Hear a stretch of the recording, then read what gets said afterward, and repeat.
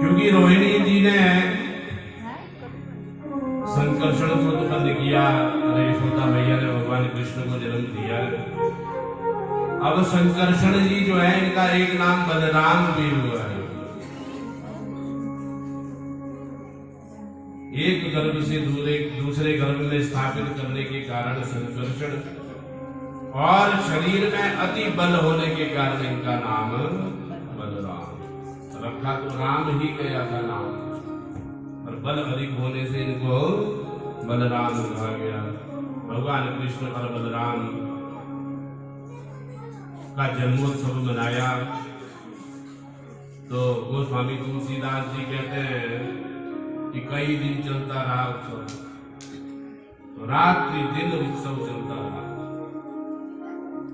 और किसी को भी समय का आभास तक नहीं हुआ। जैसे जब राम जन्म हुआ था तो सूर्य नारायण भगवान रुक गए थे, 1 महीने तक रुके रहे, किसी को पता ही नहीं चला। 1 मास तक खड़े रहे तो रात्रि ही नहीं हुई।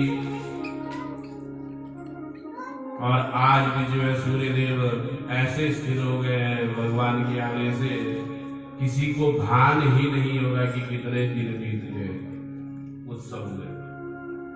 तो गोस्वामी तुलसीदास जी कहते हैं, बाजे ही बाजने नाचत नारी, हंसी हंसी देख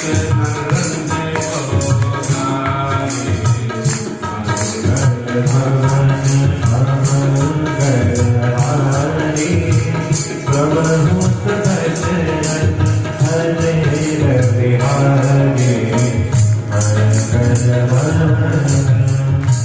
तो कहते हैं कि नंद जी वृद्ध हैं, और वृद्ध अवस्था में 2 पुत्रों का जन्म हुआ है। तो गांव के जो लोग हैं, अगर वृद्ध अवस्था में किसी को पुत्र या पुत्री की प्राप्ति हो जाए, अभी भी कलयुग में, तो सभी मजाक बनाते हैं थोड़ा थोड़ा। तो कहते हैं मीठी मीठी गालियां देकर नंद जी को गालियां दे रहे लोग, मीठी मीठी गालियां।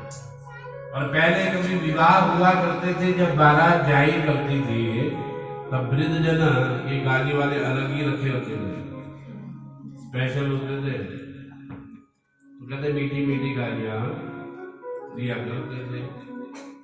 तो ये शास्त्र नियम है, तो यहाँ नंद जी को भी सभी मीठी मीठी गालियां दे रहे हैं।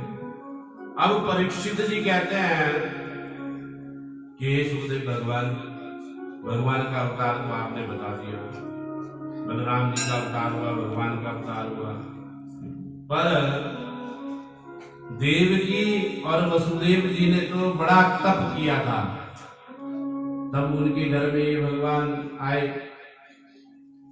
पर ये नंद और यशोदा ने क्या किया? इनके ऐसे दिव्य भाग्य कैसे हो गए? तो सुखदेव जी कहते हैं कि पूर्व जन्म में इन्होंने भी बड़ी कठोर तपस्या की,